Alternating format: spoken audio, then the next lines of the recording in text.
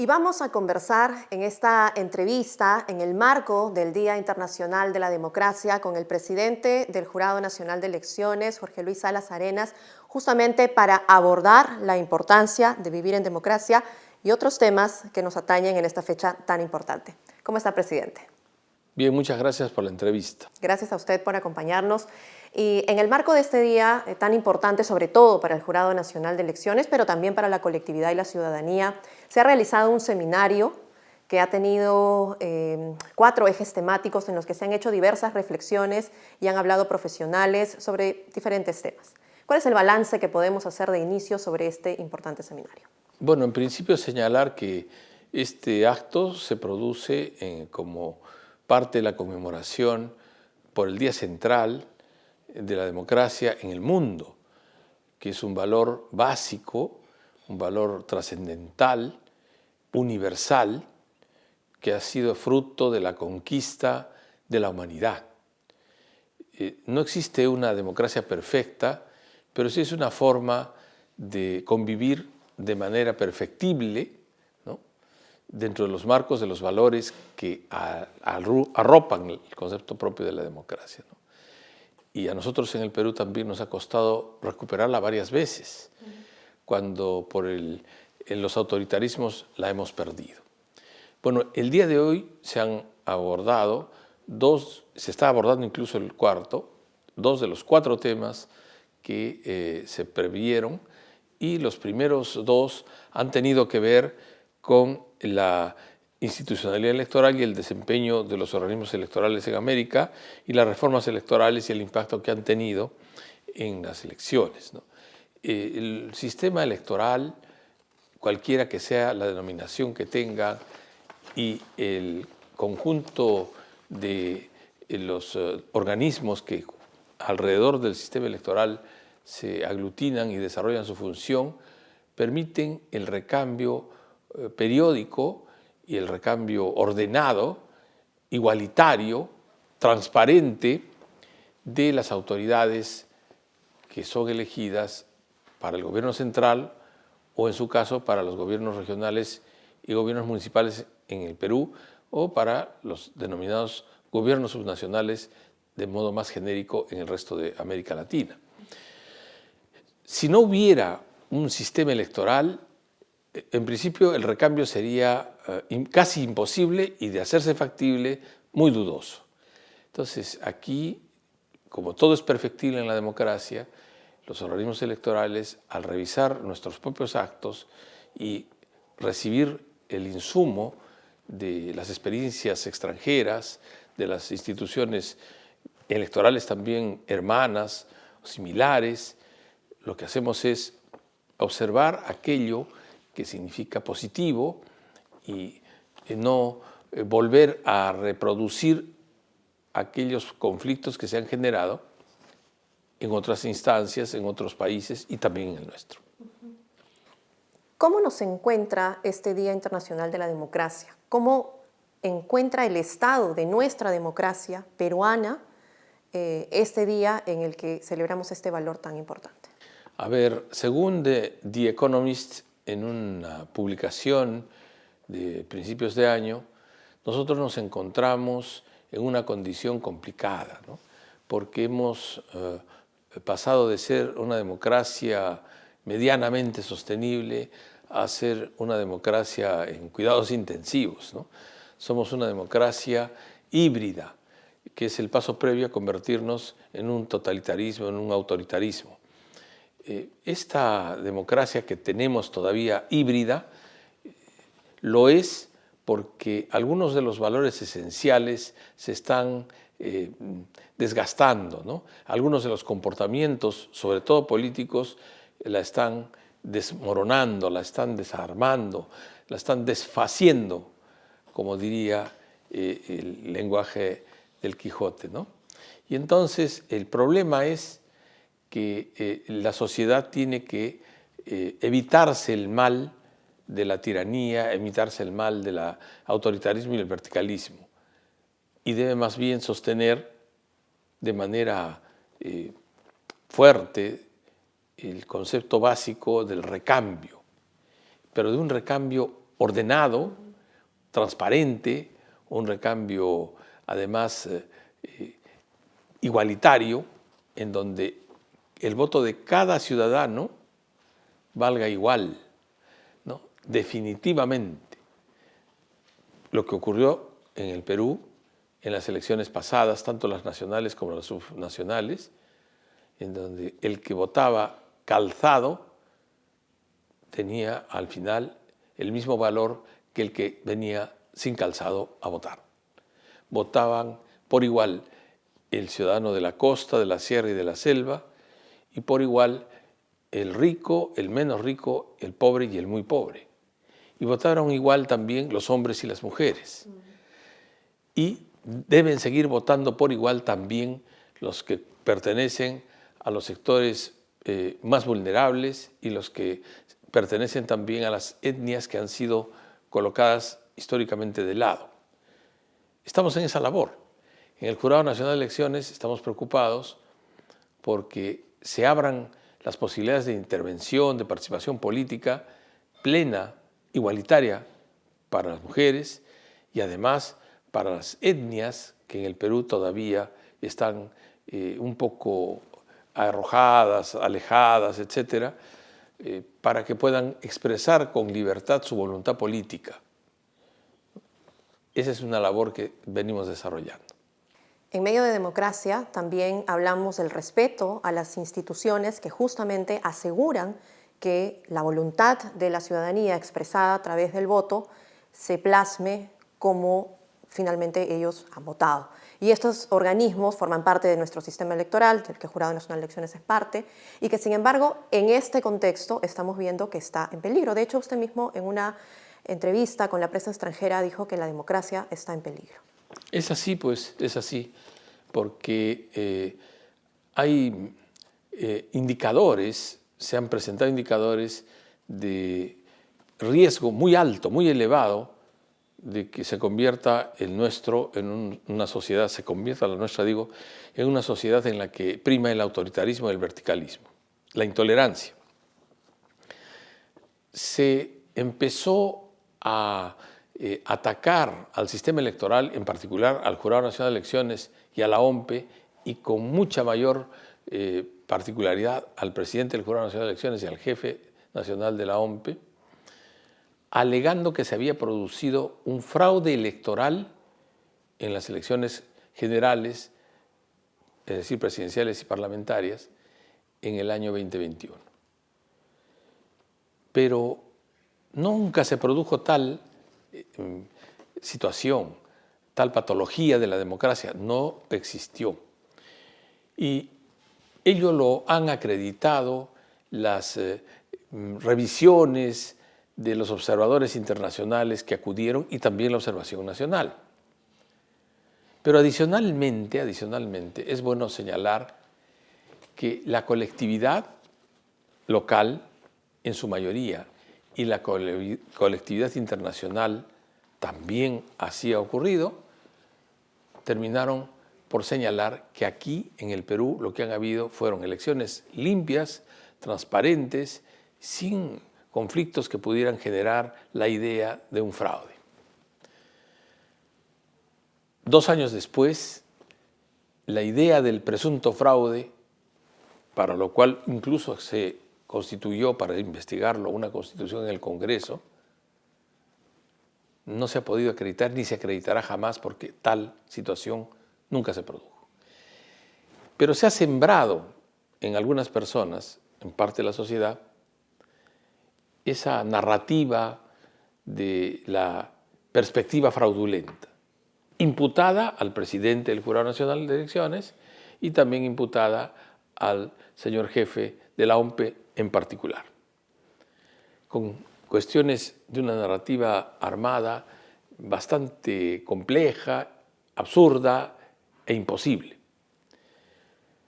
con promesas de acreditación y amenazas de todo tipo por haber defraudado, cuando en realidad tal situación jamás se produjo.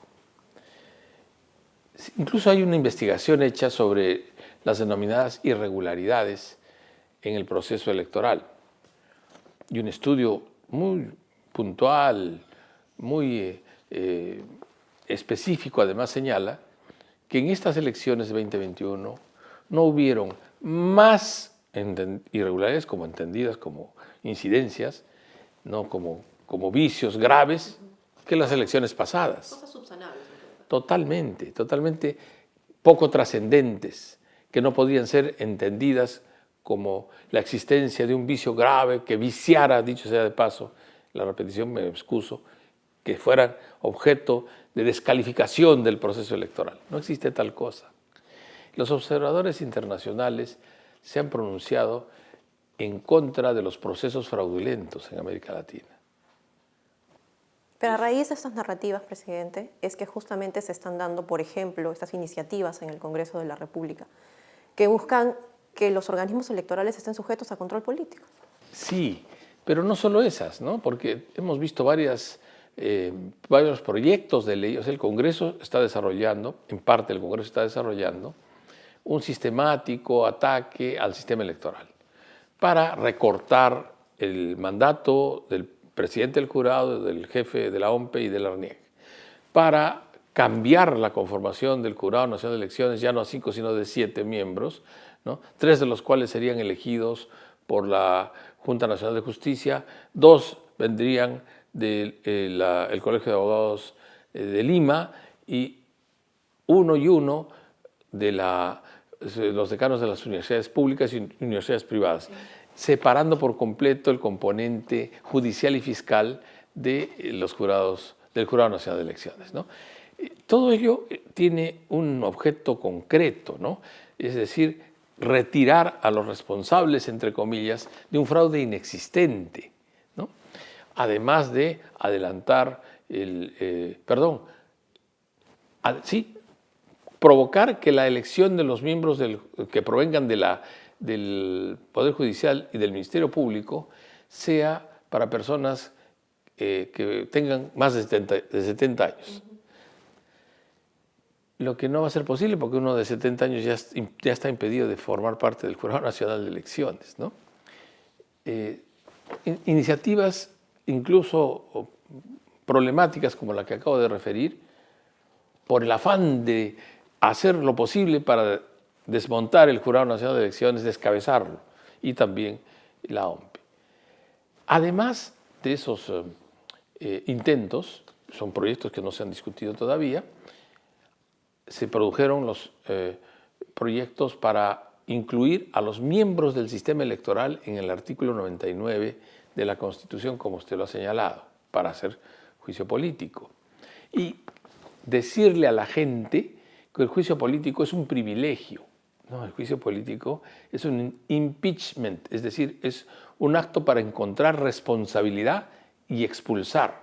No es un privilegio, de ninguna manera. Y la jurisdicción internacional ha señalado con absoluta claridad que los jueces de todas las instancias y de todos los rubros, dentro de los cuales están los jueces electorales, los jueces del Tribunal Constitucional, no pueden ser retirados sin el procedimiento previo regido por la ley, sin el procedimiento administrativo previo que la ley señala, ¿no? Y la ley señala, en el caso de los jueces comunes, la jurisdicción judicial, y yo entiendo que también de los jueces del sistema electoral, que ese procedimiento común se encuentra ante la Junta Nacional de Justicia. Que también está siendo objeto de investigación. Ese es ya un segundo capítulo de este drama de los ataques a la democracia, ¿no? Entonces, el problema es que el artículo 99 no fue aplicable para los miembros del Jurado Nacional de Elecciones, no porque se olvidó el legislador, sino porque el legislador, el constituyente, pensó y definió, finalmente después de debatirlo, que no era prudente, no era razonable que los jueces electorales estuvieran sometidos a los vaivenes de la política. Y lo que está haciendo ahora el Parlamento, apoyado por una opinión, me parece poco razonable, del Tribunal Constitucional, es considerar lo contrario, hacer exactamente lo contrario a partir de una recomendación que hizo una pasada composición del del Tribunal Constitucional, mucho antes de los últimos desarrollos que han habido sobre ese particular a escala de la Corte Interamericana de Derechos Humanos, que señalan que es totalmente inconveniente e inconvencional someter a los jueces a juicios políticos. Y solo basta mirar en qué está ocurriendo, ¿no? Un juez tiene que ser imparcial. ¿Cómo va a ser imparcial aquel que denosta del que va a ser objeto de juzgamiento, que lo ofende, lo insulta, que lo acusa anticipadamente? ¿No? Ese no es un juez imparcial porque ya está comprometida su forma de pensar, su criterio. De modo que eso solamente refiriéndonos a la imparcialidad. El debido proceso, la instancia plural, el derecho al recurso efectivo para la pluralidad de instancias. O sea, no es posible hacer un juzgamiento político a jueces en general y a jueces electorales en particular, porque constituiría un despropósito. En medio de toda esta situación, además, seguramente por esta informaciones que recibimos, por estas campañas que vienen de un lado y de otro, se produce una gran desinformación que ha servido también para atacar a los organismos electorales. Y esta desinformación ha dejado de ser únicamente, digamos, información falsa o inexacta, sino que se ha convertido en discursos de odio, en ataques, en insultos y en amenazas en algunos casos, que no le hacen bien a la democracia para nada. Así es que los jueces, nadie, pero en particular los jueces, pueden ser ni deben ser víctimas de amenazas ni de ataques. Ojo, que los ataques al presidente del Jurado Nacional de Elecciones tienen una finalidad extorsiva. O renuncias o te seguimos atacando, o renuncias o te matamos, ¿no? O renuncias o te lesionamos. De modo que eso lo ha entendido la jurisdicción internacional con toda claridad, porque así no se resuelven los juicios. Si así se resolvieran los juicios, hay que deshacerse de los abogados y contratar matones, ¿no? Que esa es la forma, o la fórmula, sería la fórmula del nuevo derecho que predica precisamente la tiranía, que predica la verticalidad, que predica la intolerancia, ¿no?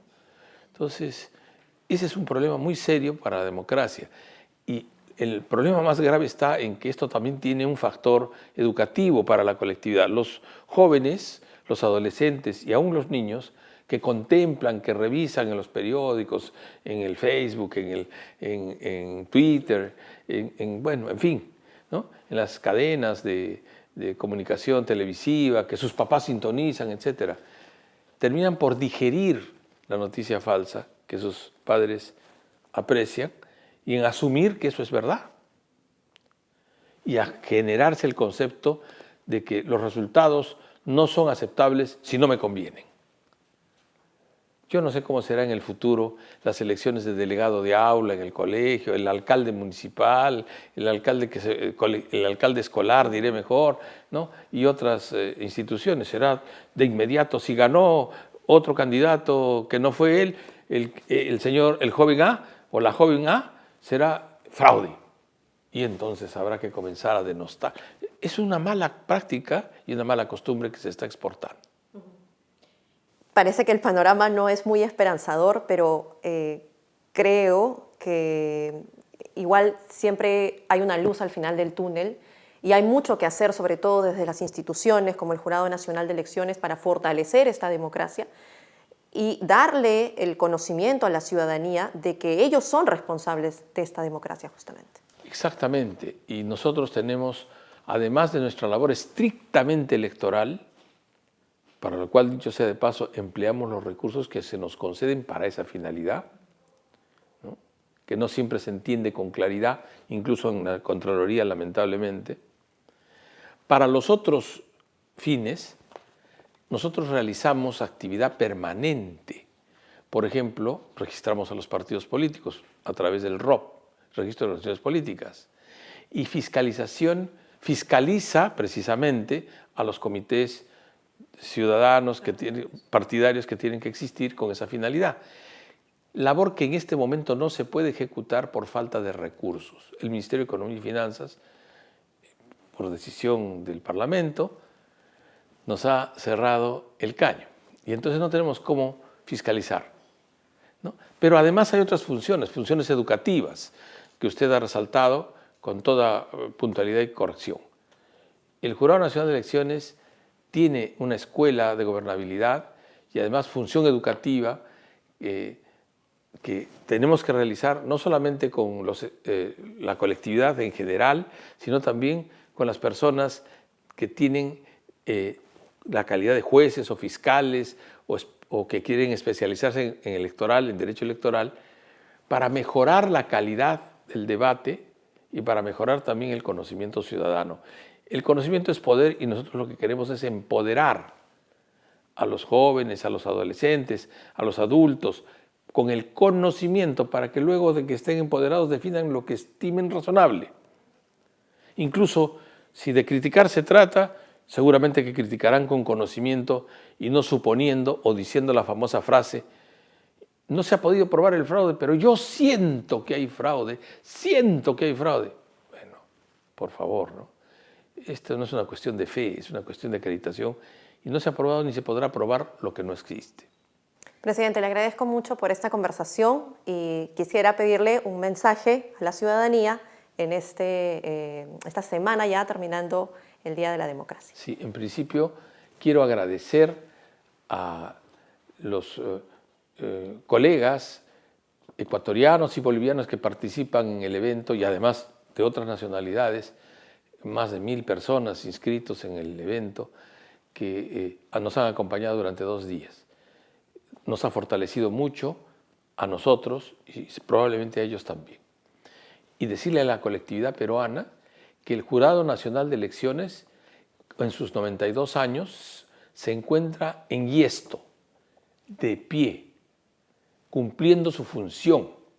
Y lo va a seguir haciendo porque es el deber constitucional que le corresponde. Y quien venga después encontrará un Jurado Nacional de Elecciones derecho, parado, que seguramente cumplirá lo que corresponde como corresponde. Muchas gracias. Gracias, presidente, por este mensaje y por estos minutos de conversación. Muy amable. A ustedes las gracias. Fue la entrevista con el presidente del Jurado Nacional de Elecciones, Jorge Luis Salas Arenas.